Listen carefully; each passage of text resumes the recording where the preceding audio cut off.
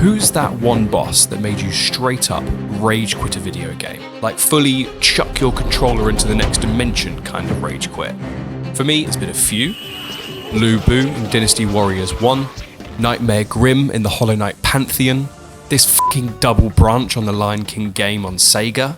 Over the years, there's been plenty of bosses that have unraveled me mentally. But when it came to the first time I ever picked up Dark Souls, many moons ago in the days of old before I got good, I'm saddened to say that that boss for me was the Taurus Demon. That's the one that made me quit the game for a long time, before I even understood what Dark Souls really was. Its imposing size, swinging its massive warhammer across that tiny little walkway, had me panic rolling and dying more times than my hair during my teenage emo phase. So to celebrate this arsehole of my past, a past hole you could say, I thought it would be a good idea to make a diorama bookend piece of this demon about to get its dome dinged open. To make this Undead Berg bookend piece, I'll first start with this nice slice of wood left over from when we built some rustic shelves in our living room the other week. I want the shape of it to be like a sort of fallen over J, so the bottom bit is a fair bit longer than the standing up part. So with this one length of unwanted shelving, I'll just chop it into 2 bits. T for Taurus Demon.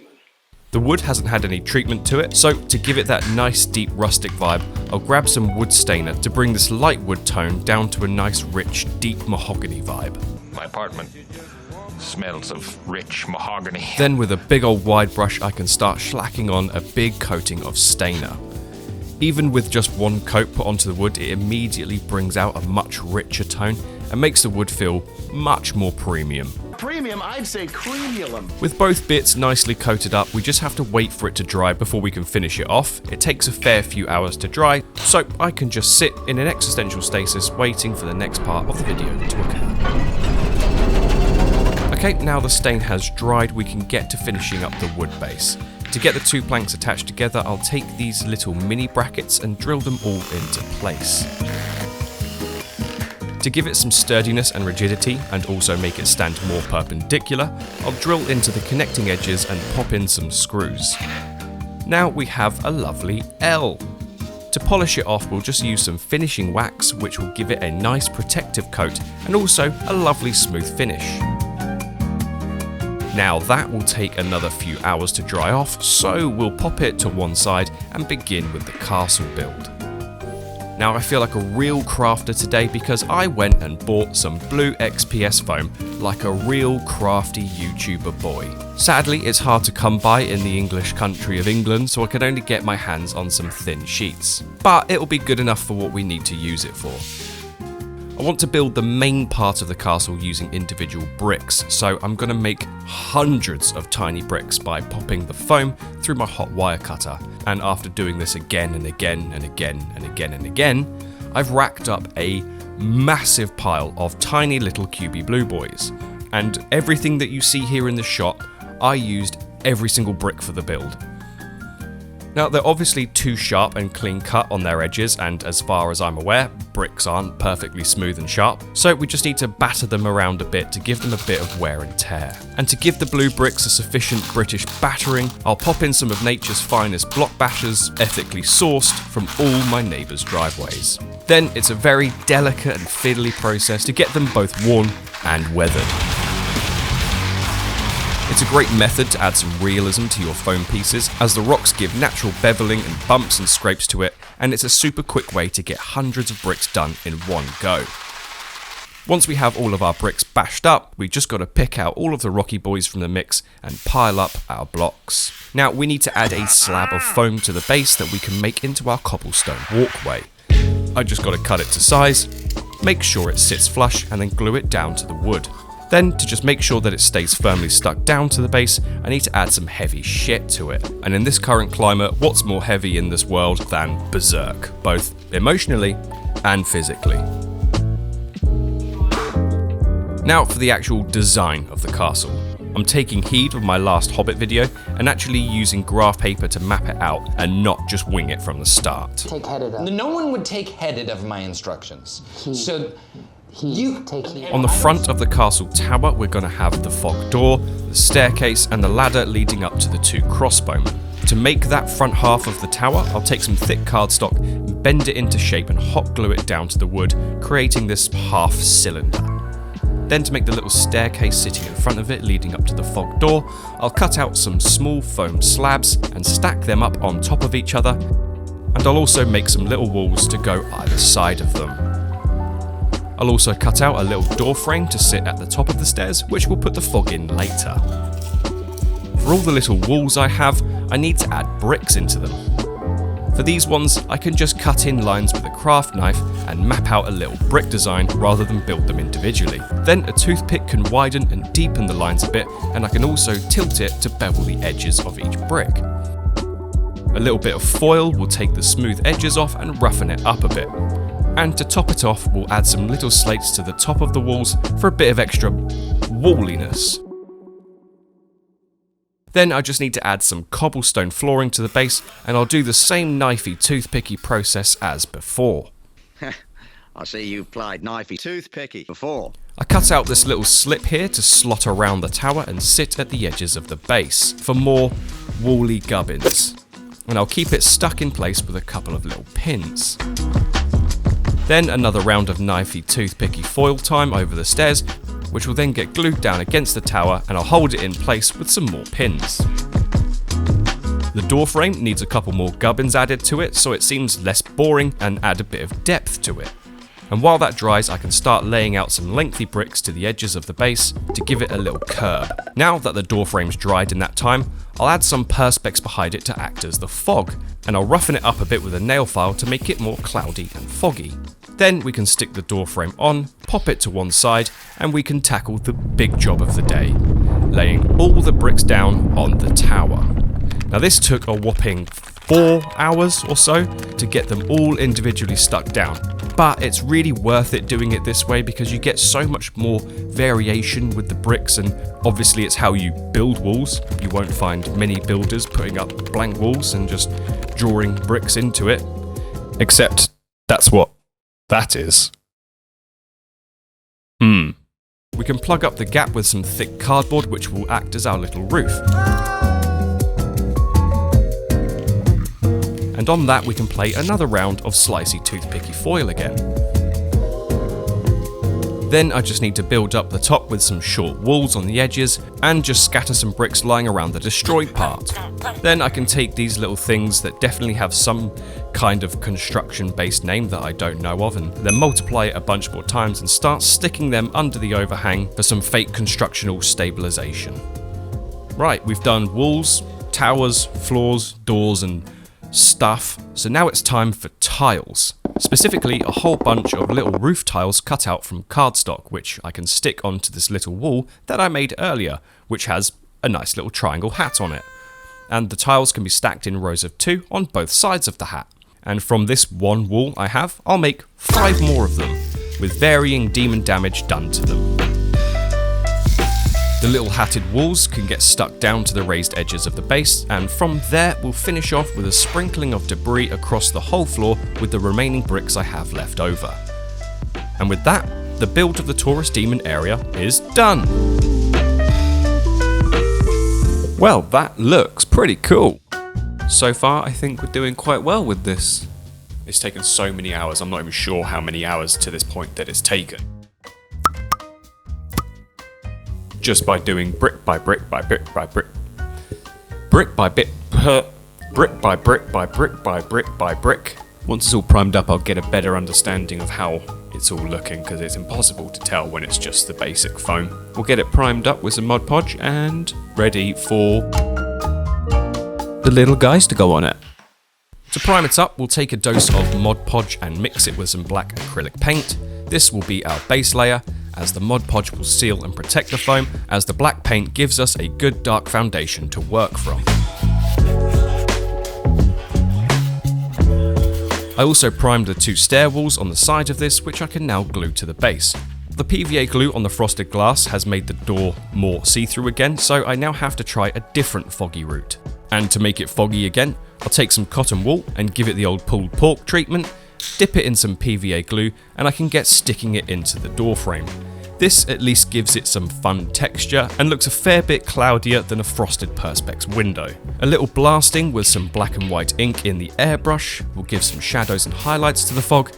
I did end up making it a bit too dark, so I went back over and added some more white ink into the mix and then added some extra cotton on top of it, so I ended up having a decent amount of variation. Now we need to make a vertical stepping travel device, also known as a ladder. Welcome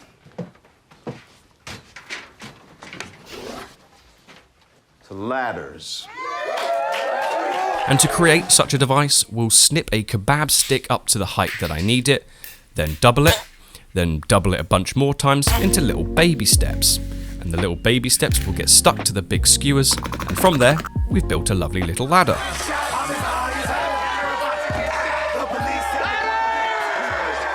Once the glue's dried, we can get it primed black, then add on a layer of dark metallic iron, and then dry brush on some dark rusty brass tones and top it off with some brighter silver highlights.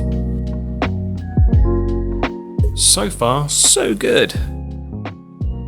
So we managed to get the whole thing primed black, as you can see. It was a right pain in the tits trying to prime this because of all the little crevices. So I had to do one big prime across the whole thing, and then basically create a prime wash with the Mod Podge and black paint to let it just kind of seep into all of the little crevices. So now that the majority of all the crevices seem to be blacked out, which is good. And I can get painting. So we'll start painting up the castle base, starting with a wide light basic dry brush to bring out some of the highlights across it, mainly aiming to bring out the higher points and leaving the tucked away recesses darker. I'll add some progressively lighter shades of grey to add brighter highlights to the higher up edges. The next step to elevate it a bit is to start adding some variation of tones to the bricks just to break up the monotony of the grey. So I'll add some lighter shades of grey to a bunch of random blocks. I'll then grab some super watered down washes of umber and ochre to add some colour variation. The great thing about randomly adding washes over things is it's completely random. And once the brown washes have been slapped over everything and have fully dried, I can bring all the tones down a notch with a big slosh of black wash over the whole thing. This will blend the tones together, darken everything a bit and give us a lot more contrast, especially in the shadows. It's always good to have kitchen roll on hand so that you can mop up any pooling so you don't get any bubbly residue left over on the foam. Once the black wash has dried, I'll go back over everything with a final dry brush highlight and just bring out some of the lighter tones to the raised edges, and that should give us a nice amount of contrast over the entire build. Now that's done, we have a fully complete base, and I've got to say, pretty pleased with how it's turned out. It certainly looks like the place that haunted my younger self's dreams and give up on any hope of linking the fire. The next step is to flock up. Hey, you guys are watching Flock Up.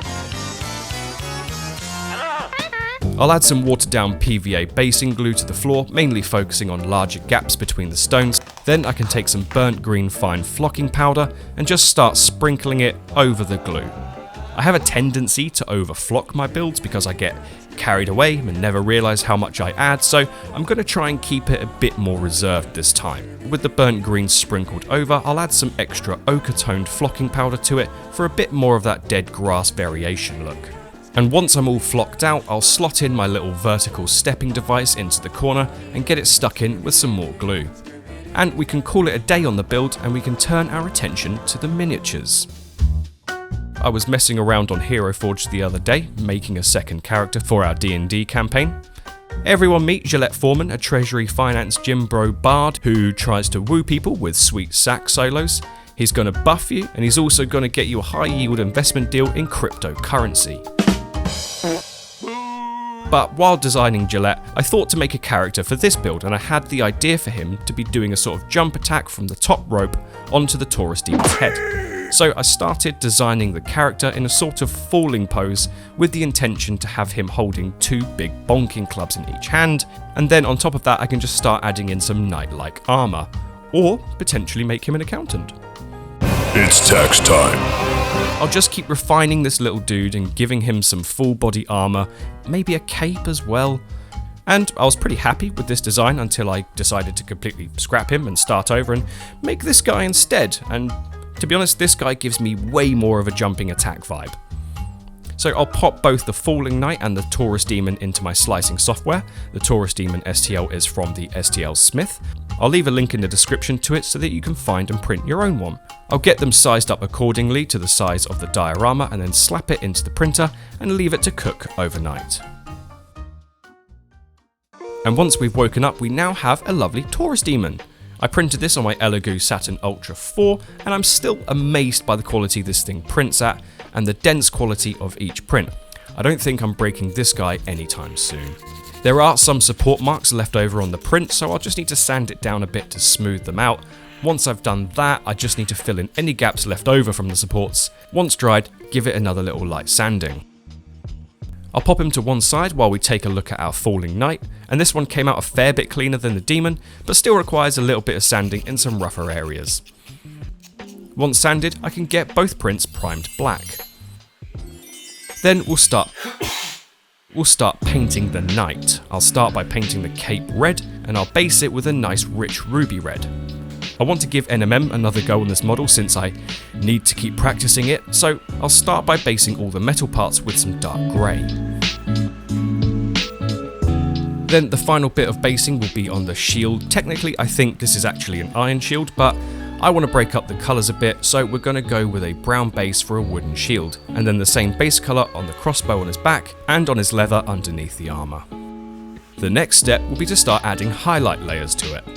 Starting off on the cape again, I'll add some lighter shades of red to the high midpoints of the wrinkles in the fabric.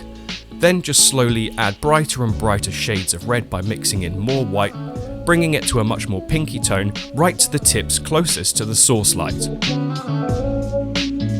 Then to bring some richer colour back in over the pinky tones, I'll add a very thin glaze of bright rich red over the highlights. This should help smooth out any transitions and help give it a real saturated pop of colour. For the NMM, I'll follow suit with that similar method, targeting areas where I think light would be bouncing from. I'm no master at this technique, so it's definitely worth checking out some more in-depth tutorials on it, but once I've mapped out where I think the light bounces would be with a mid-grey tone, I'll add in smaller and smaller pockets of lighter and lighter shades in the centre of each layer, and blend between them using fine glaze washes of grey.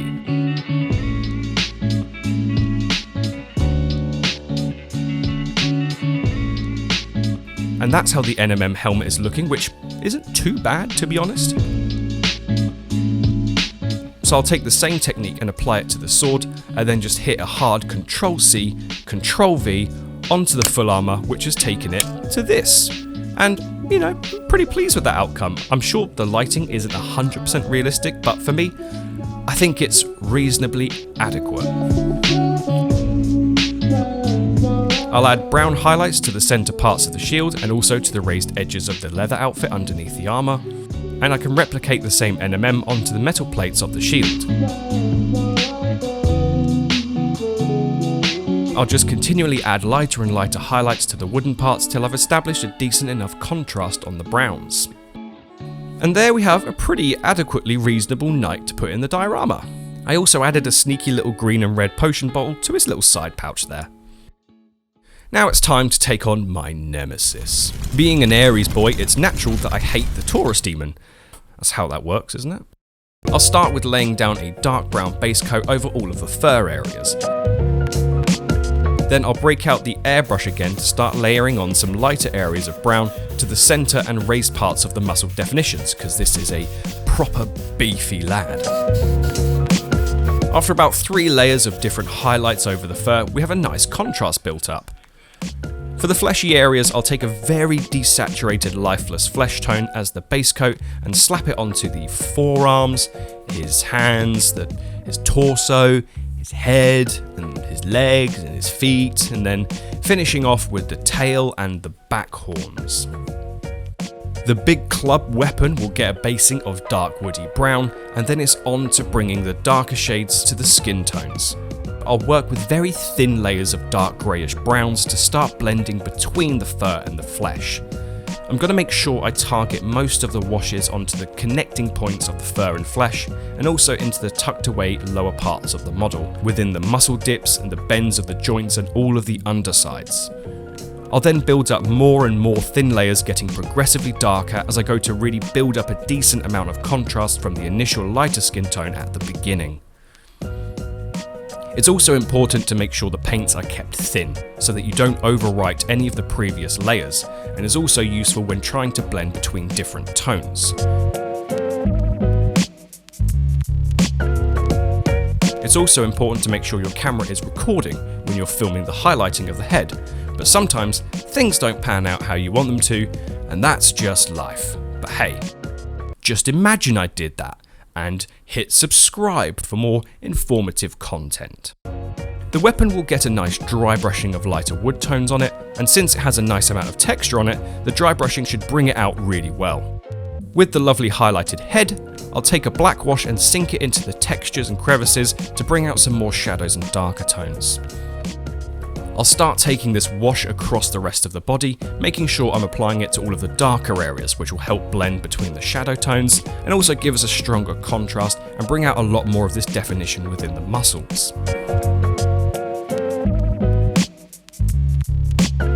Then we'll leave him to dry and get the knight into flight position. To make him fly, I'll take some thin armature wire and glue it to the underside of the cape. Then I can take this nice little warrior popsicle, shove it right into the tower, and then just bend it to shape to make it look like he's just hopped off the top. And with that, I think we're done here, and we can take a look at the final result.